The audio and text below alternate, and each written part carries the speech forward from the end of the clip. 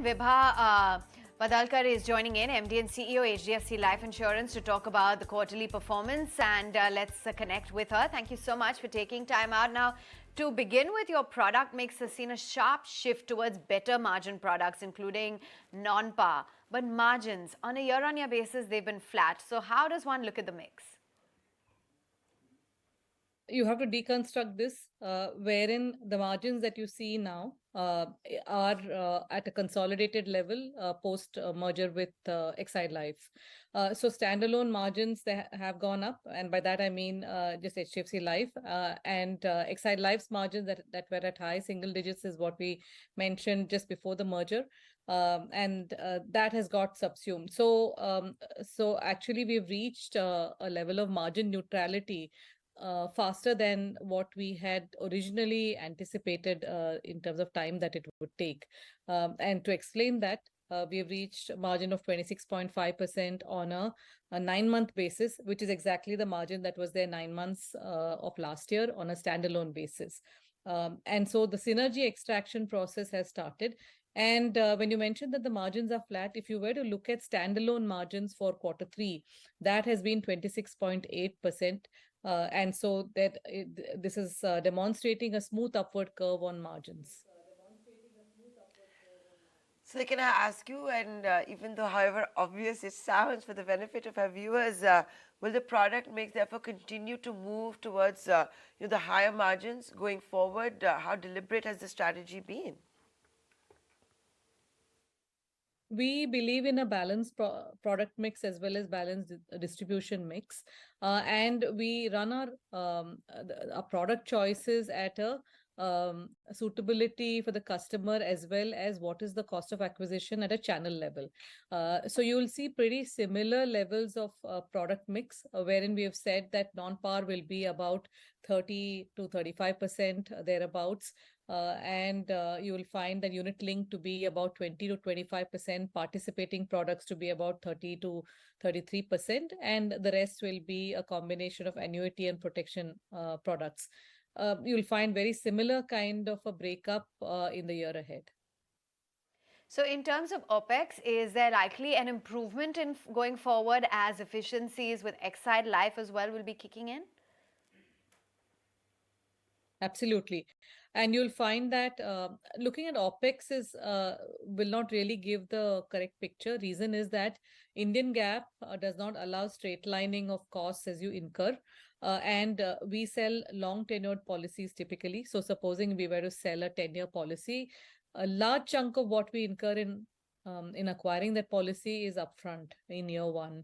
And that will be booked as OPEX in the year in which we incur it, very similar to like cash accounting.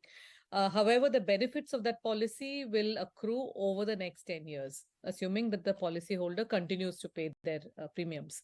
And so the other way of looking at this is in terms of new business margins, and that would show that are we writing profitable business.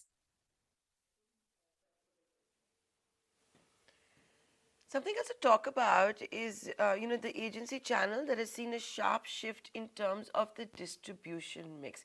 Can you share with us how much you would say is attributable to the agents? It's a combination. Both companies have done well on agency channel. Our standalone, meaning pre-merger avatar of HDFC Life, has grown 2x in terms of versus company level growth. And the erstwhile Exide Life also has done well. And as a combination, from being about 14% of our business, agency channel now contributes about 18% of our individual business. And this is a stated objective that our agency as well as proprietary channel will start becoming more and more meaningful over the next 2 to 3 years. So we're well on track for that. Good to know. And, finally, HDFC Life has in the past expressed keenness in entering the health insurance space. Now that the IRDAI has given, life insurers this opportunity, is this now being actively considered? How quickly? And we've also got the upcoming merger. So could it be a possibility of a merger maybe with HDFC ERGO? See, as the regulatory construct today, there is no question of us filing for anything in terms of whether it is health or any general insurance. Having said that, you will recall that back in time, HDFC Life, along with a lot of our peers, did show interest in also being able to sell health indemnity, especially in the context of having new products. And thereafter, a committee was formed. I was part of that committee. A report was submitted about 18 odd months, if not more, back. And thereafter, I chaired the Development and Penetration Committee, and that report was filed, in which again we sought, being allowed to do health indemnity. So all of that shows that there is interest, but I think we'll have to see in what form or shape there is regulatory facilitation for us to take a call. Another thought process is that we don't have to manufacture everything. There are some core competences that we have. We can be in partnerships. We already work very closely with HDFC Ergo, and we do have a combination product which is doing very well. They have an Optima secure product, and along with ours, Click to Protect Avatar, so doing well.